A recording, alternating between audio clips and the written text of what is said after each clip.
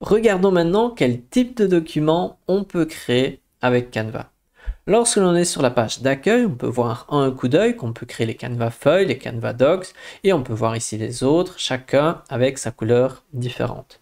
Moi, je vais aller à gauche sur modèle, et comme ça, on va pouvoir voir un peu des exemples concrets. Ce sera un peu plus parlant. Je vais cliquer ici sur feuille, et on va voir ici à quoi ça ressemble Canva feuille. On peut voir ici quelques exemples et on peut quand même dire que ça ressemble quand même très fort à Excel. Il y a quand même des différences, on verra ça plus en détail. Mais ici, je vais cliquer directement sur un pour avoir un petit aperçu. Je vais mettre personnaliser ce modèle. Et là, l'aspect intéressant, c'est qu'on peut créer ici, je vais peut-être un peu m'éloigner car c'est un peu proche. Je m'éloigne un petit peu. On peut créer ici des tableaux avec des graphiques. On peut bien évidemment relier les deux. Regardez ici, si je modifie cette donnée ici, par exemple, au lieu de 25, je vais mettre 5, 5, 5, 5, 5 comme ceci. Tac, et vous pouvez voir, j'ai complètement changé les graphiques. Donc on peut faire des choses liées, on peut rajouter des formules et on peut faire des choses qu'on ne peut pas faire sur Excel. Bon, ça on verra en détail par après, mais c'est particulièrement intéressant et c'est quand même un ajout majeur de Canva. Donc ça c'est les Canva Sheets ou Canva feuilles et donc ça c'est le premier type de document qui existe. Je reviens sur modèle. Et donc ici, un autre type de document, c'est les Canva Docs. Et les Canva Docs, c'est un petit peu plus comme Word ou comme Google Docs. Et donc là, c'est un type de document plus adapté, imaginons pour un rapport, pour ici expliquer un projet ou ce genre de choses. Donc ici, imaginons on a une proposition commerciale, on peut trouver ce document. Et vous pouvez le modifier. Si je clique dessus, on va pouvoir voir l'interface de ce document. Et donc, ça ressemble un petit peu à ceci. Ça ressemble à ça. Donc voilà, ça ressemble un petit peu à Google Docs. Vous avez des fonctionnalités en plus. Vous pouvez travailler à plusieurs dessus. Voilà, il y a des aspects intéressants. Moi, ce type de document, je le trouve pas encore parfait, il y a des petites choses qui me dérangent, mais on verra ça plus en détail par après. Mais ce qui est intéressant, c'est qu'à la fin, on peut aller en haut à droite sur partager et on peut tout à fait le télécharger en PDF et comme ça, on a notre document un petit peu comme si c'était Word. Un autre type de document, c'est les tableaux blancs en vert ici. Et cette fois-ci, au lieu d'aller dans modèle à gauche, je vais aller ici sur modèle et je vais ici cliquer sur la barre de recherche. Et là, je vais pouvoir choisir ici le modèle, donc le type de design, tableau blanc. Et donc là, on va pouvoir voir que les tableaux blancs sont adaptés pour tout ce qui est carte conceptuelle, mind mapping, tableau. On peut voir ici, on a différentes options existantes et c'est des exemples. Ici, mood board, donc voilà, on peut voir tout un tas de choses. Et si je clique sur un des documents, je vais cliquer sur celui-ci et ensuite personnaliser ce modèle. On peut voir qu'ici, ça ressemble plus à Miro, pour ceux qui connaissent Miro. On peut s'éloigner du tableau blanc, se rapprocher. Je vais pouvoir ici me déplacer. Voilà, il y a différentes options. C'est un type de document à part entière et qui peut être intéressant si vous travaillez à plusieurs sur un concept. Et donc ça, c'est les tableaux blancs. Ensuite, nous avons les présentations en orange ici. Donc moi, je vais aller sur modèle et ici, je vais choisir présentation. Donc à droite, présentation.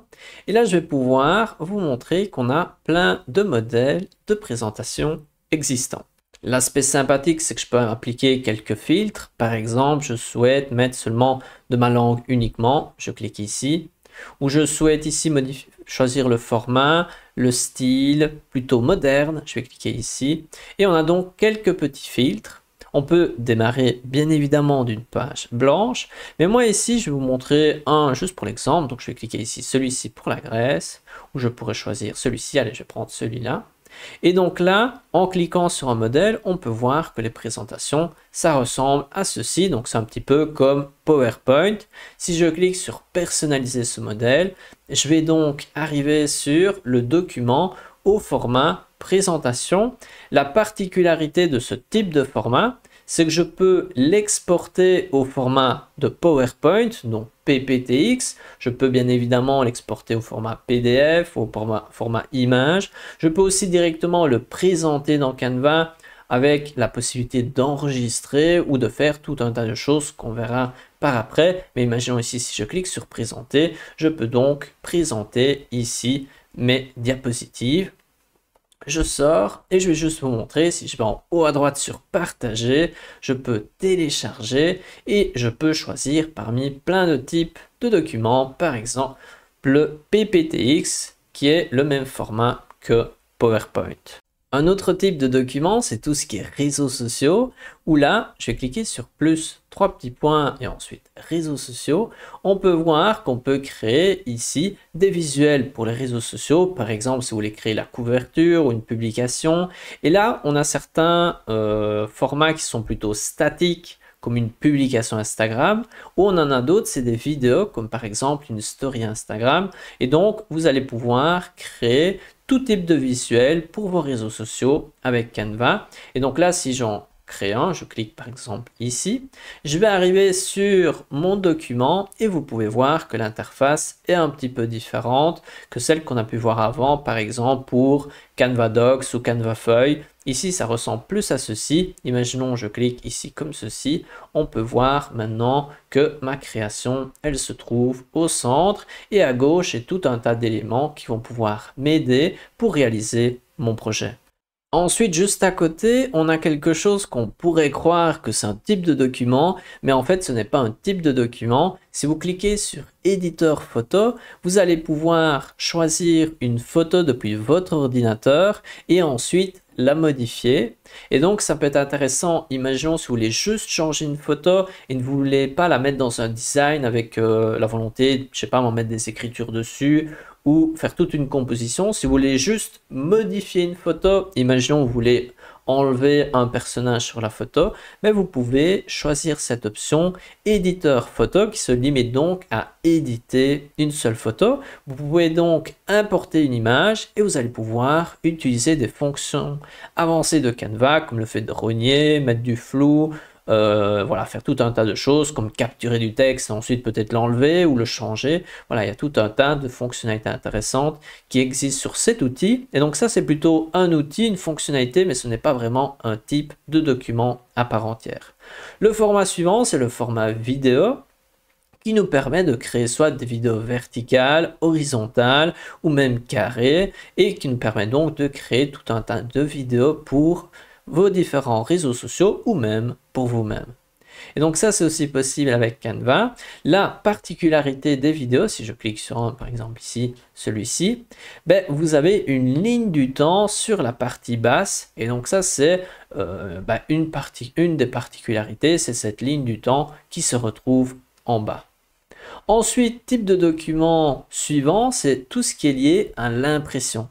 Et là, c'est intéressant car c'est très vaste. Car on a beaucoup de types de documents différents. On peut voir ici, on peut créer des visuels qui sont adaptés comme des menus, des cartes de visite ou tout un tas de choses. Mais on a aussi ici, si je clique sur marketing, on a d'autres options existantes. On peut voir ici qu'on a des affiches ou autres. On a même des choses qui sont liées au cadeau, par exemple un sweatshirt, un sticker, une étiquette. Et l'aspect intéressant, c'est qu'on peut créer le visuel et ensuite le faire expédier par Canva. Imaginons un t-shirt ici ou un livre photo. Si je vais sur papeterie, on peut voir qu'il y a aussi pas mal de choix. On peut voir ici vêtements, on a quand même quelques petits choix. Et enfin, on a même une section cartes où on peut voir ici d'autres options. Imaginons, je vais sur vêtements et je choisis peut-être ici le t-shirt. Et là, qu'est-ce qui se passe? Vous allez arriver sur un document qui ressemble aux autres. Du moins, ça peut le même que pour vos réseaux sociaux. Imaginons, je fais un petit visuel juste comme ça pour l'exemple. Je mets peut-être juste ceci sur mon visuel, peut-être un peu en plus gros. Nous avons donc ici notre visuel particulièrement travaillé. Et là, en haut à droite, on a une particularité, c'est imprimer avec Canva. Donc ce n'est pas obligatoire d'imprimer avec Canva, vous pouvez imprimer d'une autre manière. Mais en plus de télécharger le document de manière classique, vous pouvez décider d'imprimer avec Canva. Et là, en cliquant là, vous allez pouvoir avoir plusieurs aperçus. Regardez ici, on voit un peu l'aperçu de notre super t-shirt qui a demandé des heures de travail. On peut voir qu'ici, on a même des exemples ici en tout petit. On voit, regardez ça, c'est quand même sympathique. On peut voir ici la couleur du t-shirt dans ce cas-ci, mais parfois vous avez qu'un type de produit. Si c'est une tasse, parfois vous pouvez choisir la couleur de la tasse, mais si c'est autre chose, peut-être que vous avez moins de choix. Ici, on peut choisir le format, un an, 3-4 ans, ou un enfant, je peux S, M, L. Voilà, vous avez quelques petites options. Vous avez les petits aperçus qui sont quand même très utiles. Vous pouvez, dans ce cas-ci, faire un visuel pour le recto et le verso du t-shirt. Et vous pouvez le faire expédier et vous allez avoir votre t-shirt ou plusieurs, si vous voulez en commander plusieurs, imaginons je commande 4, je vais pouvoir l'expédier chez moi. À noter, fait important, que ce n'est pas disponible dans le monde entier et notamment en Afrique, c'est moins disponible. Donc, je vais vous mettre dans la description un lien qui vous permettra de voir si c'est disponible dans votre zone ou pas. Il nous reste encore deux types de documents à voir. Le premier de ces deux types, c'est le site web.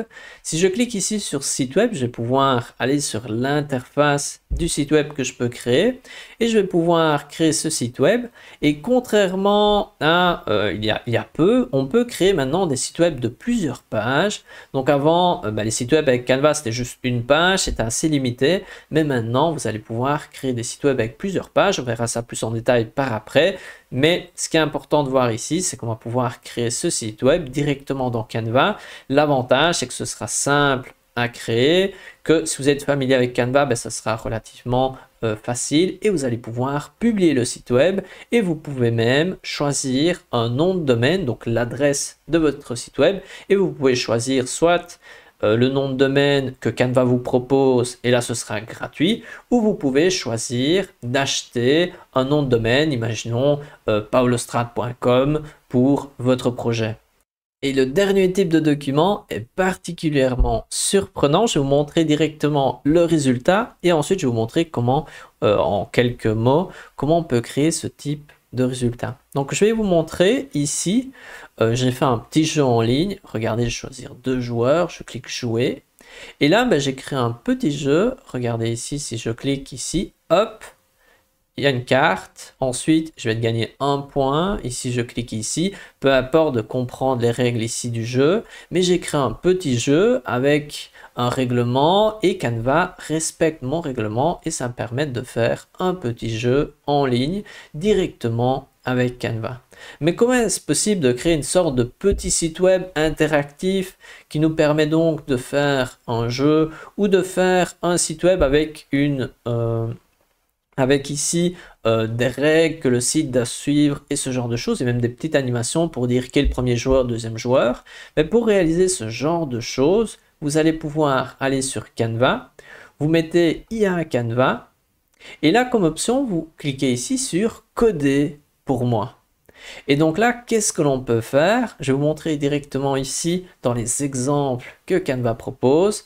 Par exemple ici, coder un jeu 3D explorant l'espace. Je clique ici sur l'exemple, ce qui me permet directement d'avoir ici une description. Regardez si je clique, hop, maintenant je vais pouvoir atterrir ici sur Canva Code, qui est donc un chat qui me permet de créer ici des projets comme le petit jeu que je vous ai montré auparavant et ici vous allez voir ensemble le résultat qui est assez surprenant.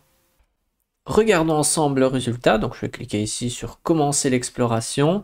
On peut voir ici caméra libre, on peut voir ici j'ai l'espace. Allez, on va essayer de trouver les autres planètes. Je sais pas si je vais y arriver là, il y a une planète là on dirait. Si je clique sur Terre, on peut voir ici la Terre, nous avons la Lune, les caractéristiques ici à droite. On peut voir ceci, on peut modifier la vitesse, afficher les orbites des différentes planètes. Regardez ça. Bon, c'est assez surprenant que l'on puisse faire cela avec Canva. Et donc ça c'est juste un exemple d'utilisation, mais on pourrait faire d'autres choses comme créer un menu de restaurant interactif, faire un petit jeu interactif mémo. On voit ici faire une carte d'anniversaire un peu dynamique. Voilà, on voit ici quelques petits exemples comme créer un calculateur de prix pour mes services. Imaginons, je prends cet exemple et je lance ceci. Donc là, c'est juste pour vous montrer des petits exemples. Et voilà le résultat. On peut modifier ici durée de la séance photo, nombre d'images, et on peut voir ici ça calcule directement.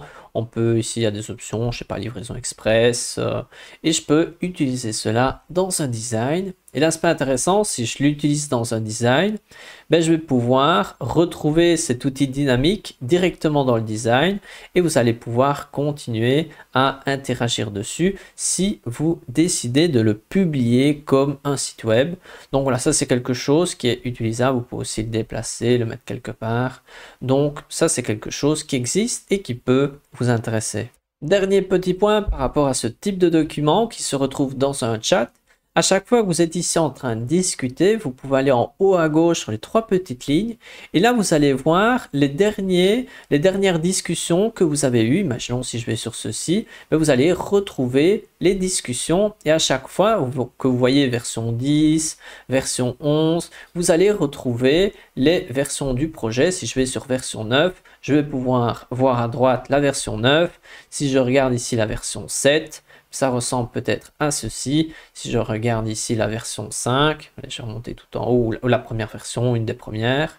Je vais ici, version 1, je retrouve la version 1. Et donc ça c'est intéressant, vu que ça nous permet de voir chaque version et de pouvoir les garder sous la main. Donc on va ici à gauche sur les 3 petites lignes et on peut retrouver ici les différentes discussions, comme maintenant sur les différents chats, comme ChatGPT, vous pouvez voir vos différentes discussions et vous pouvez donc redémarrer une discussion directement au bon endroit.